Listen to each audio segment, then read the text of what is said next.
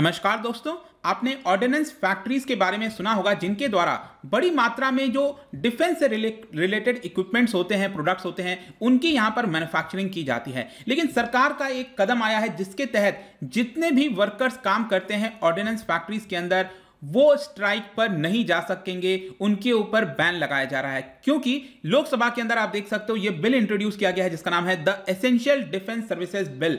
और इसी की वजह से यहां पर जो सरकार है और जो लोग काम कर रहे हैं, वर्कर्स काम कर रहे हैं ऑर्डिनेंस फैक्ट्रीज के अंदर, उनके बीच में कुछ फ्रिक्शंस देखने को मिल सकता है। तो इसके बारे में डिटेल से समझेंगे कि एग्जैक्टली है क्या, क्योंकि आपको पता होना चाहिए कि सरकार ऑलरेडी इसको लेकर ऑर्डिनेंस लाई थी। ध्यान रखिएगा, ऑर्डिनेंस फैक्ट्री की मैं बात नहीं कर रहा हूं। जो ऑर्डिनेंस होता है, जब पार्लियामेंट सेशन में नहीं होती है तो कानून लाना होता है अगर, तो सरकार राष्ट्रपति के द्वारा जो है एक अध्यादेश जारी कर देती है, ऑर्डिनेंस जारी कर देती है, जो कि वो कानूनी रहता है। लेकिन पार्लियामेंट स्टार्ट हो गया है तो यहां पर सरकार को उसको प्रॉपर लेजिस्लेटिव के माध्यम से कानून लाना पड़ेगा। तो इसीलिए ये बिल लाया गया है। इसको डिटेल से समझेंगे कि सरकार का क्या मंशा है, क्यों सरकार ये करना चाह रही है। तो चलिए आगे बढ़ते हैं। अगर आप यूपीएससी की तैयारी कर रहे हैं तो इसके बारे में सारी जानकारी आपको डिस्क्रिप्शन में मिल जाएगी, वहां से आप हमारे ऐप को भी डाउनलोड कर सकते हैं। सबसे पहले हम देखेंगे कि एग्जैक्टली हो क्या रहा है। देखिए, जो पार्लियामेंट का सेशन स्टार्ट हुआ है अभी जस्ट 2-3 दिन पहले ही, यहां पर जो सरकार है वो उसके ऊपर ऑलरेडी प्रेशर बनाया जा रहा है रिलेटेड टू जो भी अभी पेगासस स्पाईवेयर को लेकर स्नूपिंग का मामला सामने आया है, या फिर जो तीन फार्म बिल्स हैं उसको लेकर भी सरकार के ऊपर प्रेशर बन रहा है पार्लियामेंट में। लेकिन इसी बीच क्या हुआ है कि जो minister of state for defence हैं अजय भट्ट, उन्होंने इंट्रोड्यूस कर दिया है ये bill, essential defence services bill. अभी थर्सडे को ही ये इंट्रोड्यूस किया गया है। तो सबसे पहले हम समझते हैं कि बिल है क्या, इसका ऑब्जेक्टिव क्या है, सरकार ने बिल के अंदर क्या ऑब्जेक्टिव बोला है इस बिल को लाने का।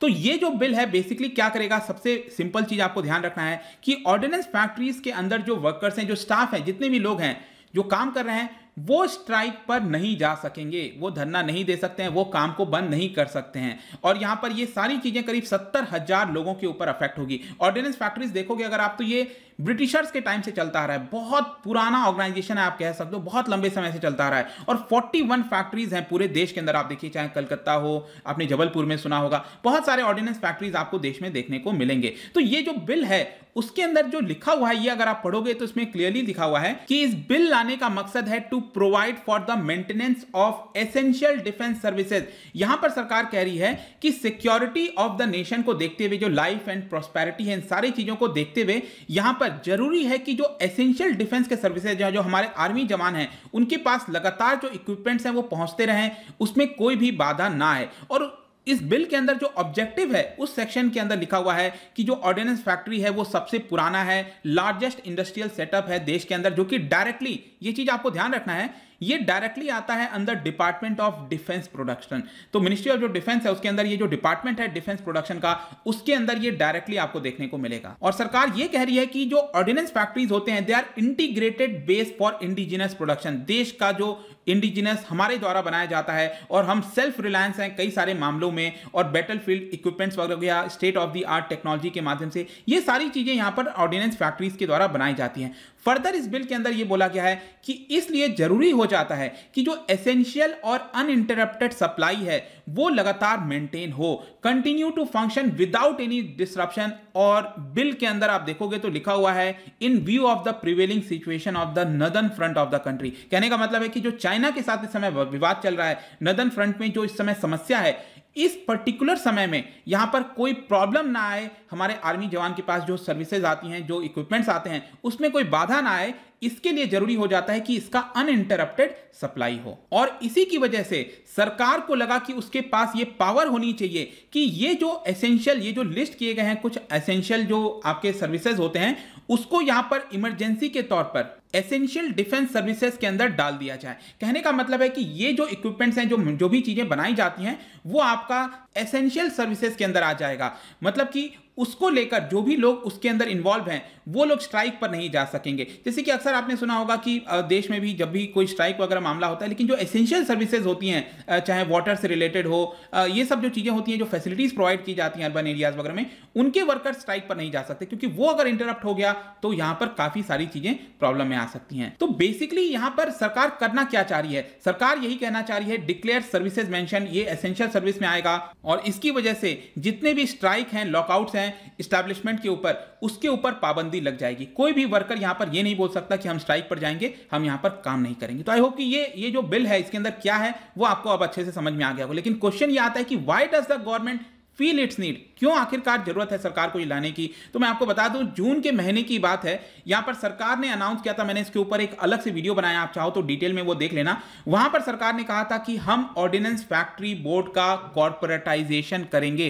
कॉर्पोरेटाइजेशन का सिंपल अर्थ होता है कि उसका जो गवर्नेंस है वो आपका सरकार की तरह ना चले, जो प्राइवेट सेक्टर में जिस तरह से कंपनी रन करती है, उनको जो इंडिपेंडेंस दी जाती है, फ्रीडम दिया जाता है, उस प्रकार से ऑर्डिनेंस फैक्ट्रीज को भी लाया जाए। तो देश के अंदर ये जो 41 फैक्ट्रीज हैं उसको क्या किया जाएगा, 7 अलग अलग एंटिटीज में बांट दिया जाएगा। ये 41 फैक्ट्रीज को, कुछ फैक्ट्रीज एक एंटिटी में आ जाएगा, कुछ एंटिटीज इस फैक्ट, तो टोटल मिलाकर 7 अलग अलग एंटिटीज में उसको बांट दिया जाएगा। उनका अलग अलग रोल होगा।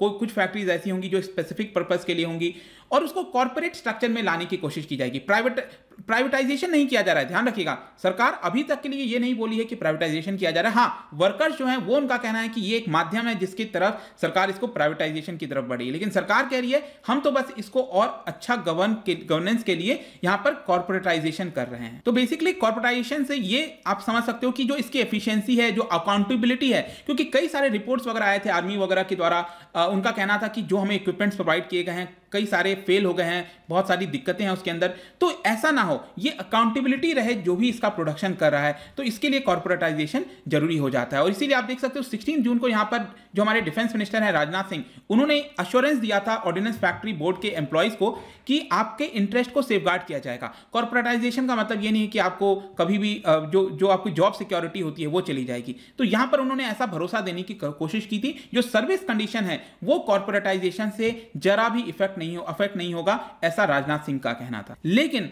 बिल के अंदर अगर आप देखोगे तो इसमें क्लियरली लिखा हुआ है देयर इज अ थ्रेट दो that the employees of these factories can go on strike. तो बिल खुद कह रहा है कि ऐसा डर है कि एम्प्लॉइज जो हैं वो कॉर्पोरेटाइजेशन का बहाना लेकर या फिर जो भी है, ये बिल कह रहा है, मैं नहीं कह रहा हूं, कि वो लोग जो है आपका स्ट्राइक पर जा सकते हैं। और यहां पर सरकार कह रही है कि हमने उनको प्रॉपर अश्योरेंस दिया है, लेकिन उसके बावजूद भी ऐसा लगता है कि शायद 26 जुलाई, यहां पर कुछ खबर वगैरह आई थी कि 26 जुलाई पर इनडेफिनेट स्ट्राइक पर जाया जा सकता है। और इसी पर्पस के लिए यहां पर हमने 30 जून को एक ऑर्डिनेंस भी ले आए थे ताकि वो लोग स्ट्राइक पर ना जा सके, इसको एसेंशियल सर्विसेज में डाल दिया जाए। और इसीलिए ये जो बिल है वो क्या करेगा, जो ऑर्डिनेंस लाया गया था सरकार के द्वारा ऑलरेडी, उसको यहां पर प्रॉपर कानून में कन्वर्ट कर देगा। तो आखिरी में क्वेश्चन आता है कि हु विल बी अफेक्टेड। जैसा कि मैं आपको बताया करीब 70,000 एम्प्लॉइज इसके अंदर हैं जो कि अफेक्ट होंगे 41 ऑर्डिनेंस फैक्ट्रीज में। और साथ ही साथ ये भी मैं आपको बता दूं, तो जो एम्प्लॉइज यूनियन है इस फैक्ट्रीज के अंदर, उन्होंने पिछले साल भी ऐसा बोला था, क्योंकि पिछले साल से ही ये खबर चल रही थी कॉर्पोरेटाइजेशन की,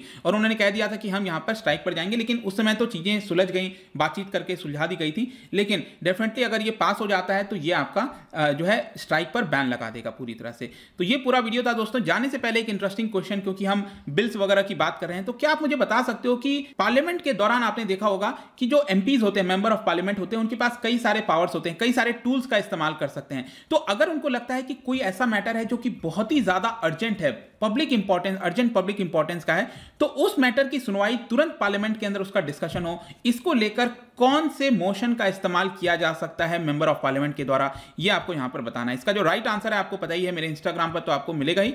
अगर आप इंस्टा पे नहीं हो कोई बात नहीं, टेलीग्राम से भी ले सकते हैं इसका सही उत्तर। मैं कई सारे एमसीक्यूज यहां पर डालता रहता हूं स्टोरीज के फॉर्म में, आप जाकर प्ले कर सकते हो।